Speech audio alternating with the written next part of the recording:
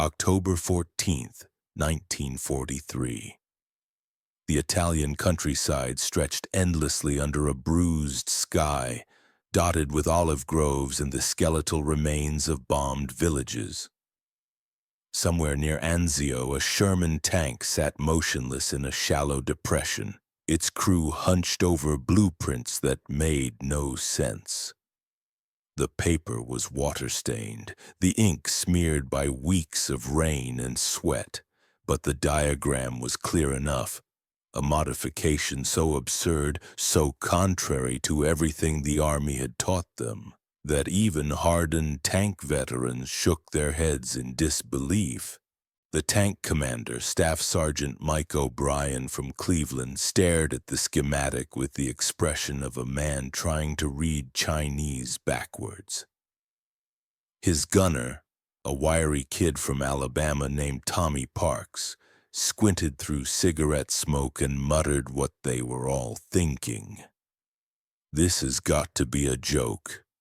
But it wasn't a joke. It was desperation dressed up as innovation. And in 3 days, that ridiculous modification would turn a routine engagement into the most talked-about tank duel of the Italian campaign. The problem with the Sherman wasn't firepower. It wasn't speed. It wasn't even armor, though God knows that was thin enough. The problem was angles. German tank doctrine had evolved around one simple principle. Hit them before they can hit you. The Tiger tank with its massive 88mm gun could punch through Sherman armor from distances that made American tankers feel like they were fighting with slingshots against cannons. But what if you didn't have to face them head on? What if there was another way? Inside that cramped metal box, as rain drummed against the hull like impatient fingers, 4 men were about to discover that sometimes the most ridiculous ideas are the ones that save your life. Because war has a way of making the impossible suddenly essential, and the modification they were staring at, the one that would earn them mockery from every other crew in the battalion, was about to prove that innovation doesn't always come from headquarters. The man behind the madness. 3 weeks earlier, in a supply depot outside Naples, Technical Sergeant Frank Kowalski sat surrounded by scrap metal and broken dreams. The depot was a graveyard of damaged equipment. Bent gun barrels, cracked drive sprockets, armor plates punched through like tin cans. Frank had seen it all before, but lately the wreckage was telling a different story. Every Sherman that limped back from the front lines bore the same wounds. Penetrations through the front armor, exit holes through the rear. The Germans weren't just destroying American tanks, they were doing it with surgical precision. 1 shot, 1 kill. Frank had counted 17 hulks in the past month alone, all bearing the signature of the Tiger's 88. All hit from the front, all killed instantly. Frank wasn't supposed to be thinking about tactics. He was a maintenance supervisor, a grease monkey with 20 years of experience keeping machines running. He'd worked on everything from Model T Fords to aircraft engines before the war. His job was simple: fix what was broken, scavenge what could be salvaged, and send the rest to the melting pot. But Frank had a problem with simple jobs. He saw patterns where others saw chaos. Born in Detroit to Polish immigrants, Frank had grown up in his father's machine shop. By age 12, he could strip an engine blindfolded. By 16, he was building racing cars from junk, the Depression yard parts. When hit and work dried up, Frank joined the Army for the steady pay and 3 meals a day. He'd planned to serve his time quietly, maybe learn some new skills, then go back to Detroit and start his own garage. The war had other plans. Frank's mechanical genius earned him rapid promotion through the ranks. His superiors valued his ability to keep equipment running under impossible conditions. But what they didn't realize was that Frank saw machines differently than most people. To him, every bolt, every gear, every piece of metal had a purpose. And when that purpose was being defeated by enemy fire, Frank started thinking about new purposes. The idea came to him while examining a particularly mangled Sherman hull. The tank had been hit 3 times, once in the front, which penetrated the driver's compartment, once in the turret, which killed the gunner, and once, strangely, in the rear engine deck. That third hit puzzled him. Why would a German gunner waste ammunition on a tank that was already disabled, unless the tank wasn't disabled when the third shot was fired? Frank studied the angle of the rear penetration. The shell had come from almost directly behind, punching through the thin engine armor at a steep downward angle. It was an impossible shot for a frontal engagement, unless the Sherman had somehow gotten behind the German position. Frank spent hours measuring trajectory angles, calculating firing positions, sketching possible scenarios. And slowly, an impossible idea began to take shape. What if the Sherman's greatest weakness, its thin rear armor, could become its greatest strength? What if instead of trying to outgun the Tigers, American tanks could outmaneuver them? What if there was a way to attack from where the enemy least expected it? Frank's idea was so simple it was brilliant, so unconventional it was genius, so dangerous it might just work. He started with measurements. The Sherman's rear deck was 8 inches of steel at its thickest point. Not much protection against an 88, but thick enough to mount something. Frank requisitioned a damaged 75mm gun from a knocked-out tank. The barrel was bent, the breech mechanism jammed, but the basic structure was sound. Working alone in the depot's machine shop, Frank began his modification. The concept was straightforward in theory, insane in practice. Mount a secondary gun facing backwards. Not a machine gun, not a small caliber weapon, but a full-size tank cannon pointing in the opposite direction from the main gun. The Sherman would become a 2-headed dragon capable of engaging enemies from both ends simultaneously. Frank called it the Backdoor Mod. Others would call it the stupidest thing they'd ever seen. The engineering challenges were immense. The gun had to be mounted low enough to clear the turret's rotation, high enough to fire over terrain obstacles, and strong enough to withstand the recoil without tearing the tank apart. Frank worked 18-hour days, welding brackets, reinforcing deck plating, rigging makeshift control systems. He used parts from destroyed vehicles, improvised components from aircraft wreckage, even cannibalized material from his own toolkit. The ammunition problem was equally complex. The rear gun needed its own storage system, its own loading mechanism, its own firing controls. Frank solved it with typical ingenuity. He mounted a simple manual traverse system operated by the tank's radio operator. The loader would have to service both guns, switching between front and rear depending on the tactical situation. It wasn't elegant, but it worked. When Frank finally finished the prototype, it looked like something a mad scientist had assembled in a fever dream. The rear gun jutted out at an awkward angle, supported by a web of steel bracing that covered half the engine deck. Ammunition boxes were bolted to every available surface. Control cables snaked through the interior like mechanical spaghetti. It was ugly, ungainly, and completely unauthorized. Frank knew he needed a test crew. Not volunteers, because no sane tanker would volunteer for such an experiment. He needed someone desperate enough, curious enough, or crazy enough to try something that had never been attempted before.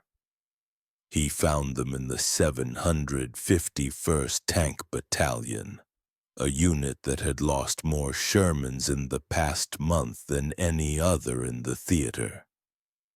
Staff Sergeant O'Brien's crew was perfect for Frank's purposes. They were experienced enough to handle the complexity, skilled enough to adapt to new equipment, and frustrated enough to try anything that might give them an edge against the Tigers. When Frank approached them with his blueprints, they thought he was joking. When they realized he wasn't, they thought he was insane. But after 3 weeks of watching friends burn in disabled Shermans, insanity was starting to look like wisdom. The installation process was a nightmare wrapped in bureaucratic red tape. Frank's modification required official approval from 3 different departments: engineering, ordnance, and command authorization. Each office sent the paperwork to the next, where it sat on desks for days while clerks debated regulations that didn't exist for equipment that had never been conceived. Meanwhile, O'Brien's crew waited in limbo. Their original Sherman had been destroyed 2 weeks earlier when a Tiger caught them crossing open ground near Monte Battaglia. They'd bailed out seconds before the ammunition cooked off, but watching their tank explode left them shaken.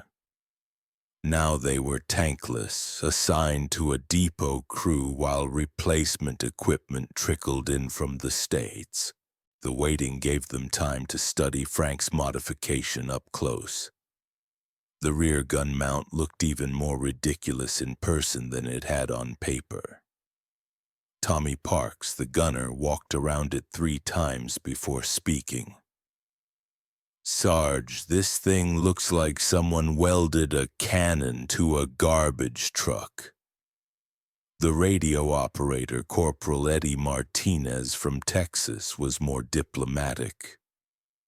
"It's creative," he said, which in Army parlance meant completely insane but possibly brilliant. The loader, Private Danny Chen, was the youngest member of the crew at 19. He joined the Army straight out of high school in San Francisco's Chinatown, eager to prove himself against the fascists who'd bombed Pearl Harbor. Danny was small, quick, and had the best reflexes in the battalion. More importantly, he was curious about everything mechanical.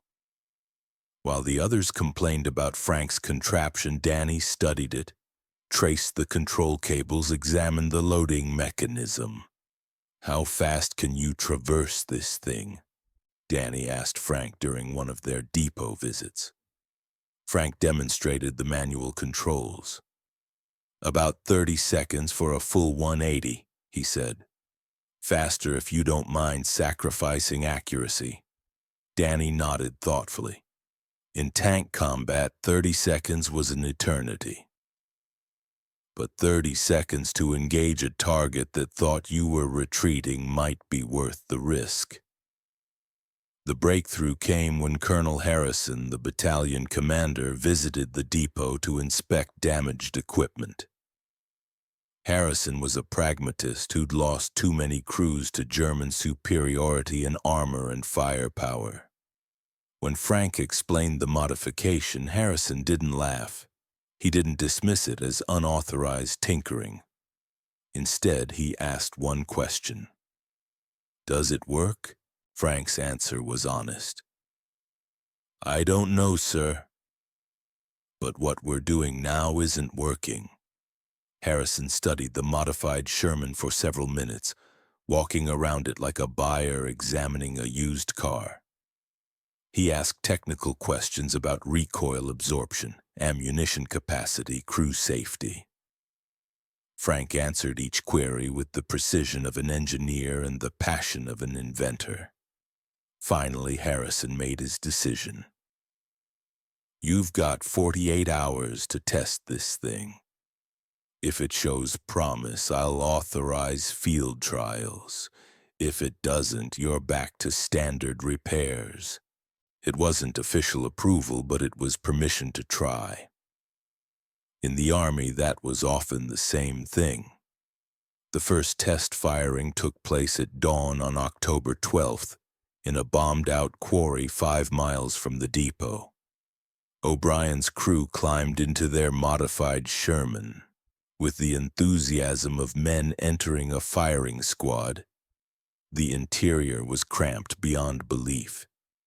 The additional ammunition storage reduced their movement space by half.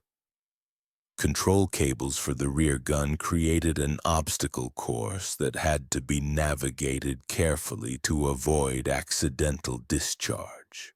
Danny Chen positioned himself between the 2 gun positions, ready to load either weapon as needed.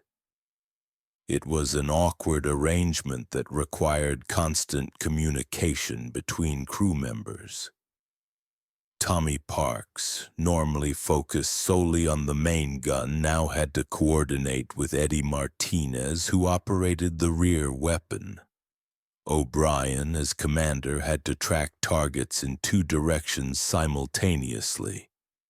The first shot from the rear gun was a disaster.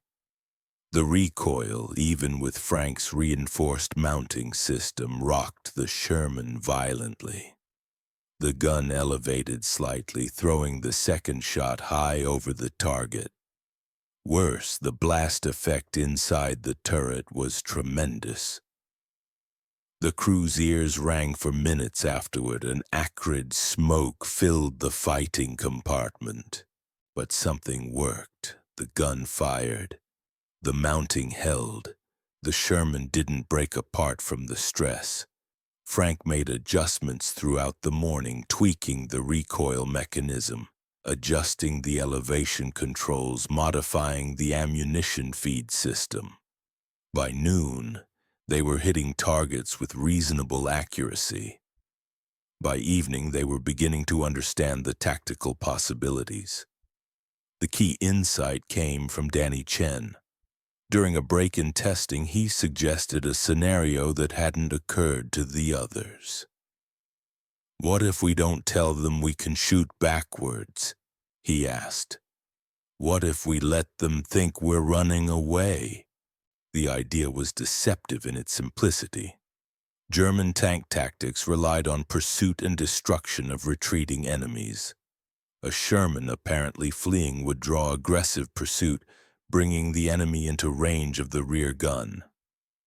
O'Brien immediately saw the potential. "We engage from range with the main gun, then withdraw. The Tiger follows, thinking we're retreating. When he gets close enough, we hit him from behind while he's focused on pursuit." It was dangerous, requiring perfect timing and coordination.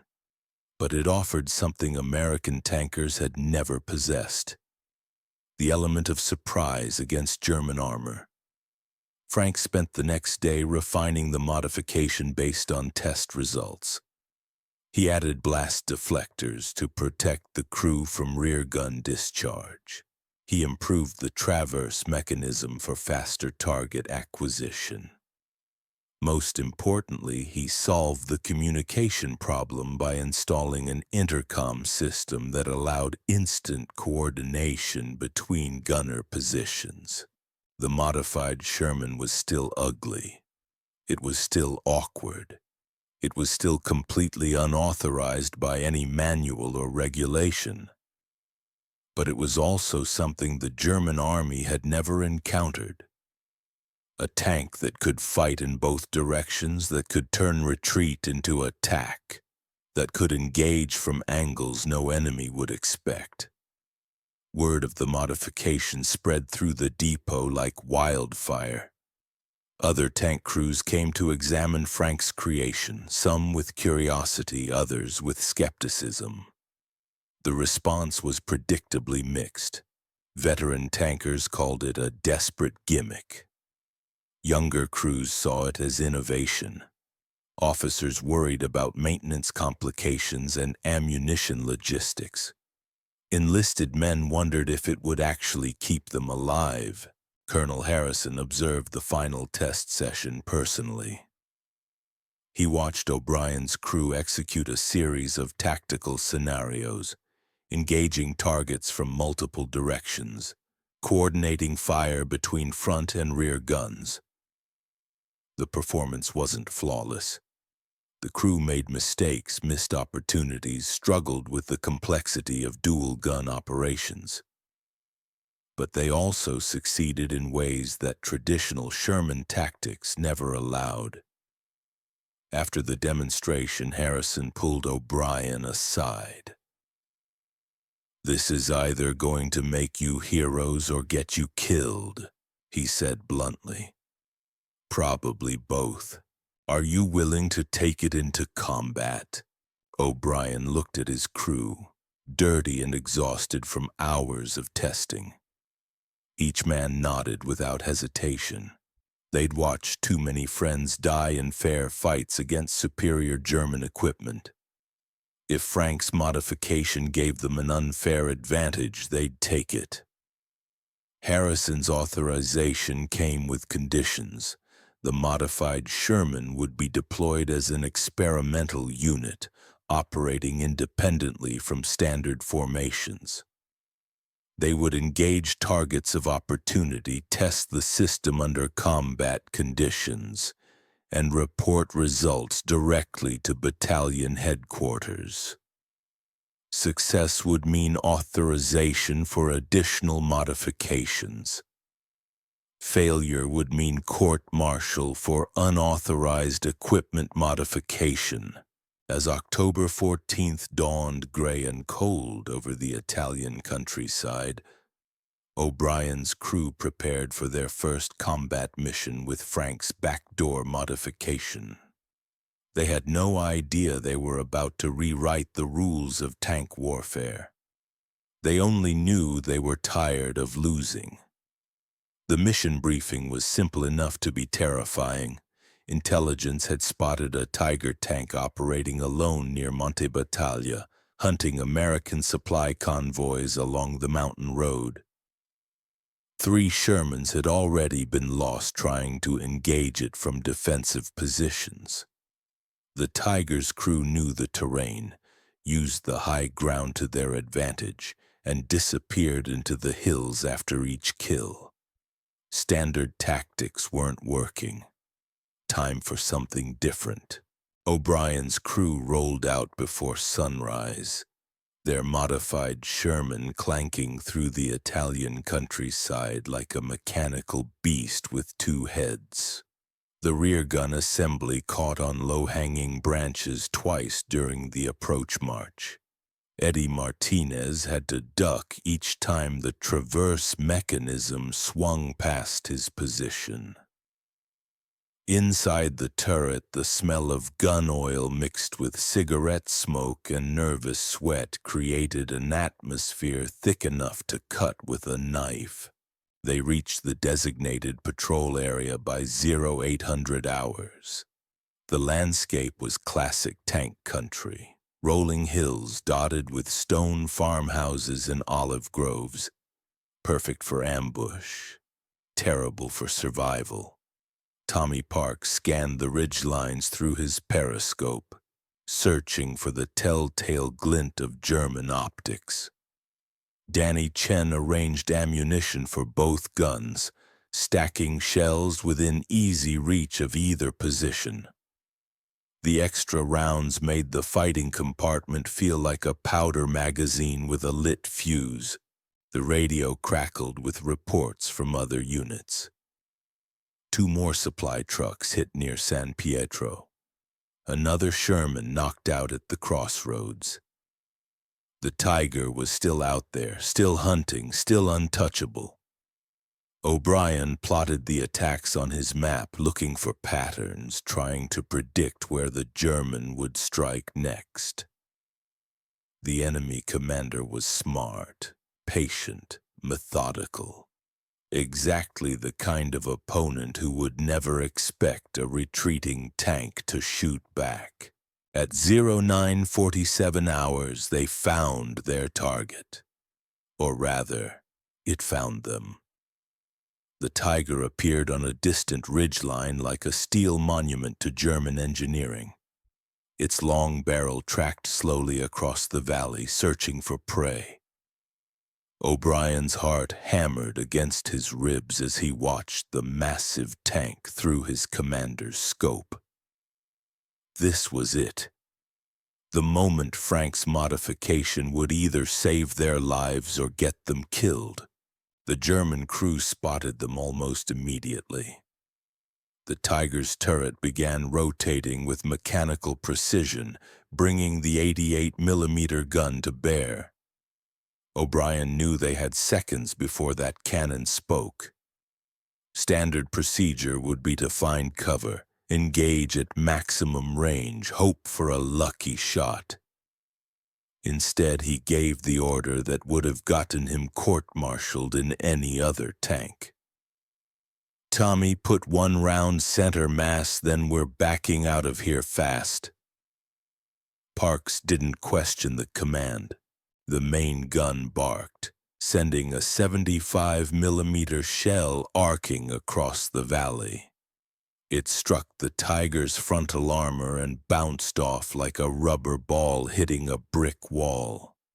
The German tank didn't even flinch. O'Brien immediately ordered reverse, backing the Sherman down the slope as if retreating in panic. The Tiger took the bait. German tank doctrine emphasized aggressive pursuit of damaged or retreating enemies. The massive tank rolled forward, picking up speed as it descended the hillside. Its commander probably smiled, anticipating another easy kill. American tankers always ran when they met a Tiger. This would be no different. Except this time, it was. O'Brien's crew executed their rehearsed retreat perfectly. They backed down the slope in apparent panic, crashing through underbrush, bouncing over rocks, presenting every appearance of a crew desperate to escape. The Tiger followed eagerly, closing the distance with predatory confidence.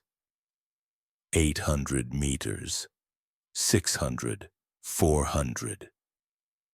The German gunner was probably already selecting his aiming point, choosing where to place the killing shot. At 300 meters, O'Brien gave the signal. Eddie Martinez had been tracking the Tiger through his rear periscope, manually traversing the backdoor gun to maintain alignment. The range was perfect, the angle ideal, the target completely unsuspecting.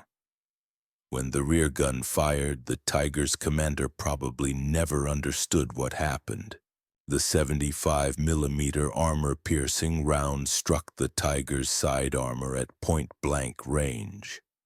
German tanks were designed to resist frontal attack, but their flanks were vulnerable to close-range fire. The shell punched through the steel like a hot knife through butter, detonating inside the fighting compartment.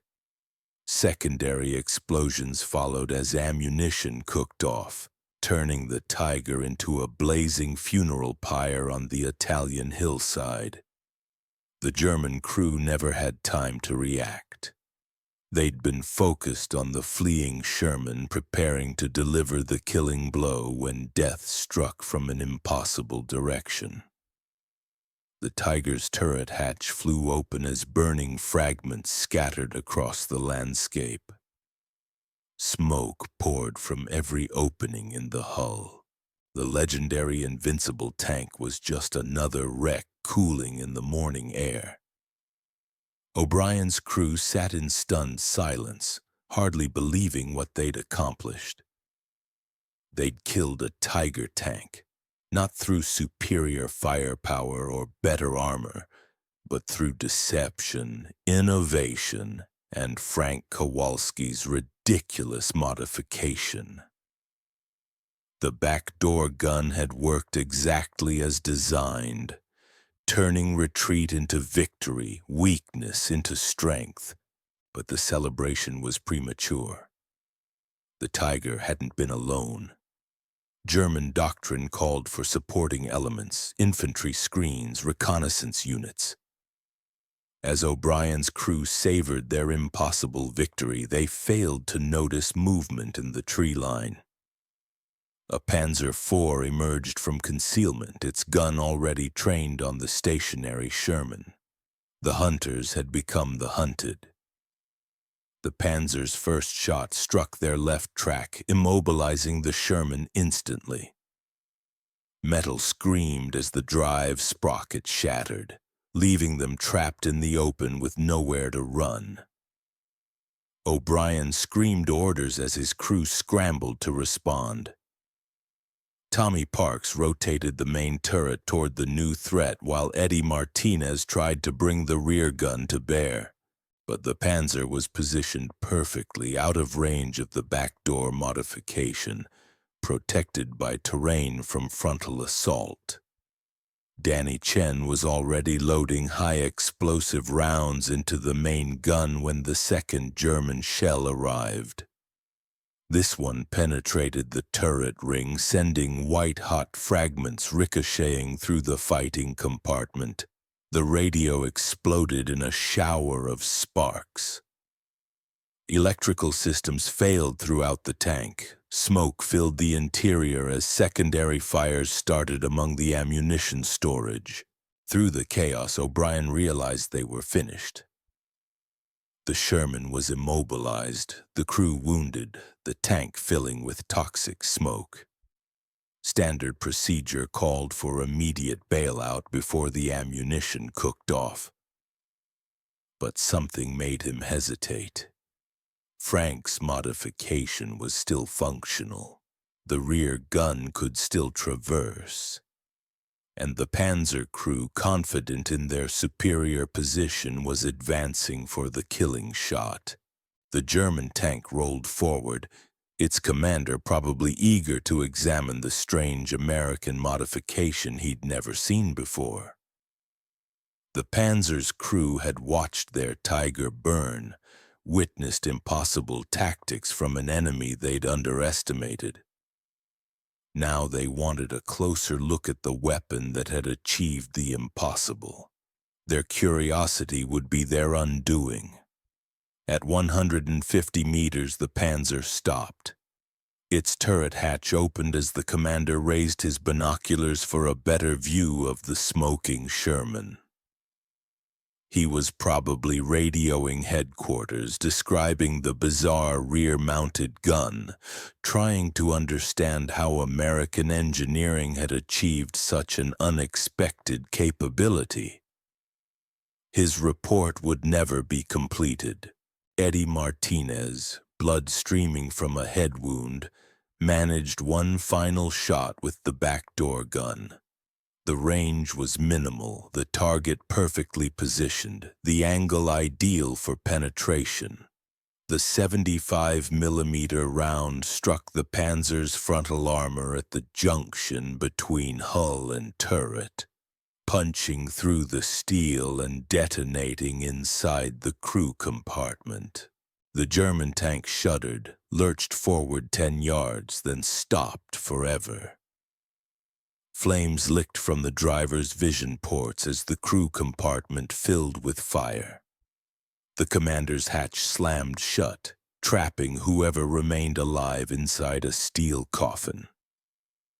Within minutes, the Panzer was burning as fiercely as the Tiger they'd originally hunted.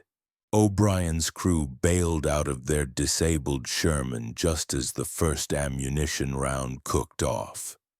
They stumbled away from the burning hulk, supporting their wounded, carrying what equipment they could salvage.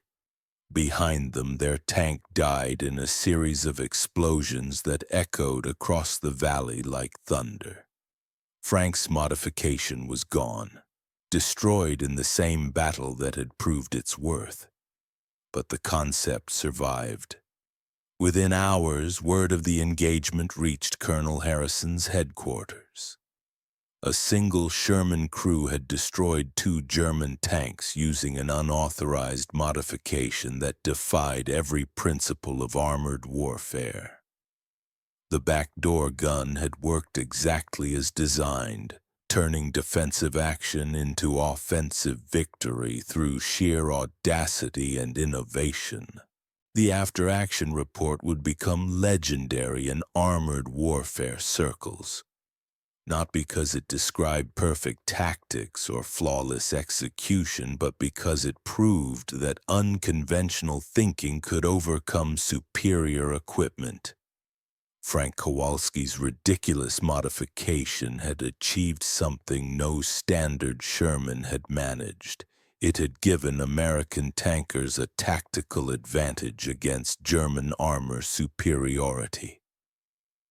3 days later, Frank was summoned to division headquarters for a meeting with generals who wanted to understand exactly how a maintenance sergeant had revolutionized tank warfare with scrap metal and determination. The bureaucrats who'd initially dismissed his modification as unauthorized tinkering now wanted detailed blueprints, production schedules, implementation timelines. Frank stood in the division headquarters briefing room, his grease-stained coveralls a stark contrast to the pressed uniform surrounding him. Maps covered every wall, marked with red pins showing German positions, blue pins marking Allied advances. The air was thick with cigarette smoke and the tension that came with men trying to win a war with inadequate equipment. General Morrison, a stern man from West Point with silver hair and calculating eyes, studied Frank's blueprints spread across a mahogany table. The diagrams looked crude compared to the official technical drawings scattered around the room, hand-sketched on depot paper with measurements written in pencil. But those rough sketches had just proved their worth in the most decisive way possible. "Tell me, Sergeant," Morrison said without looking up, "how long have you been working on unauthorized modifications?" Frank shifted uncomfortably. In the Army, unauthorized could mean court-martial.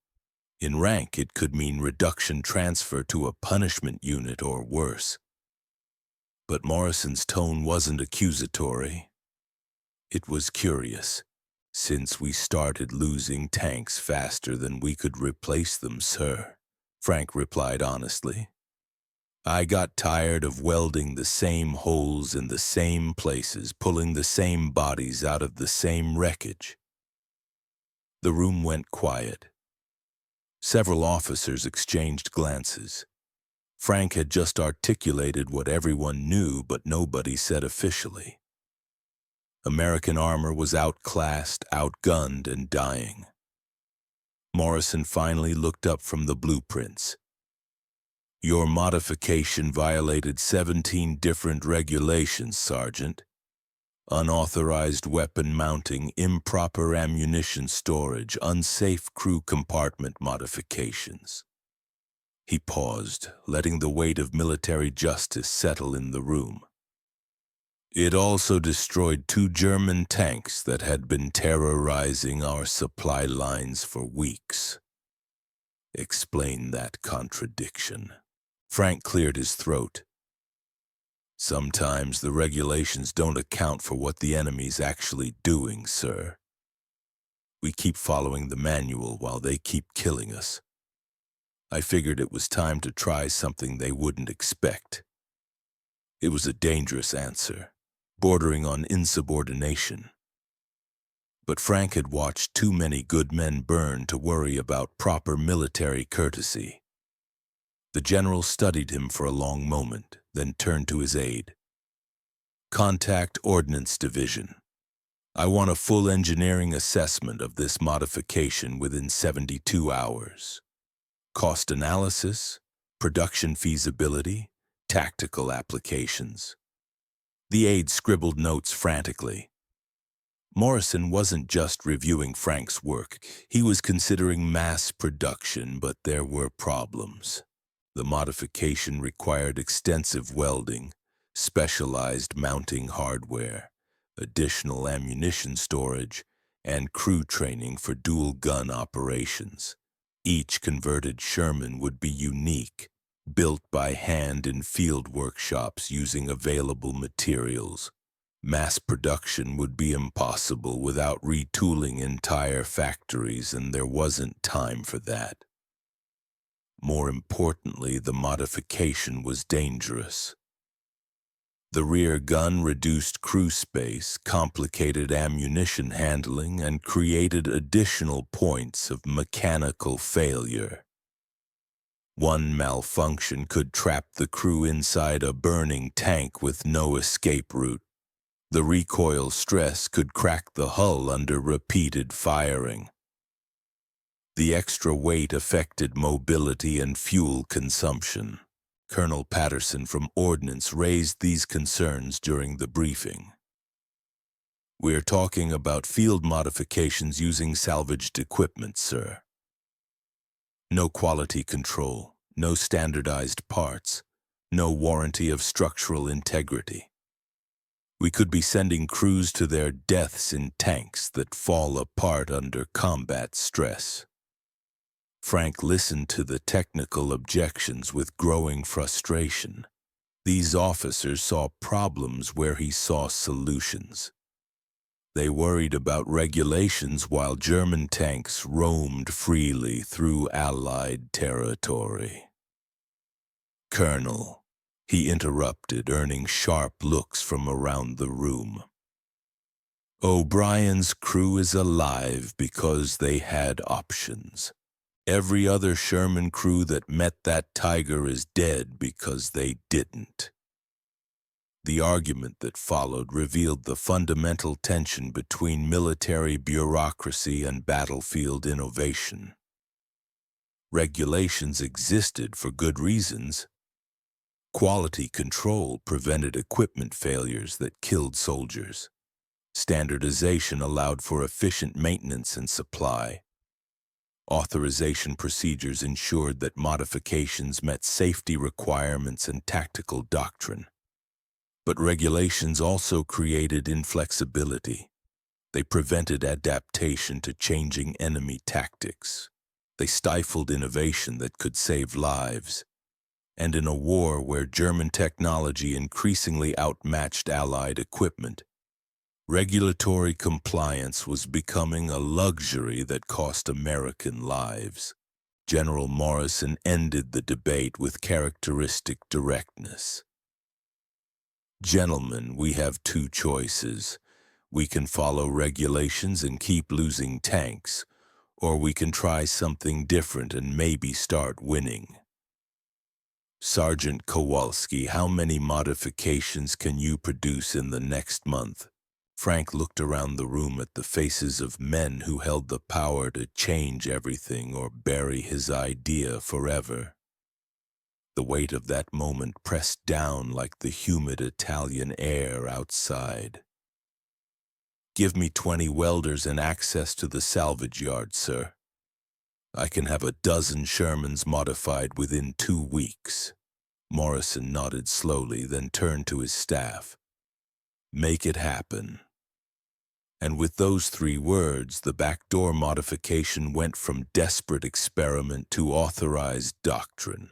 Frank Kowalski had proven that sometimes the best innovations come not from boardrooms or laboratories, but from mechanics who refuse to accept that good enough is good enough when lives hang in the balance. The laughter stopped the day a maintenance sergeant's crazy idea broke the invincible tiger.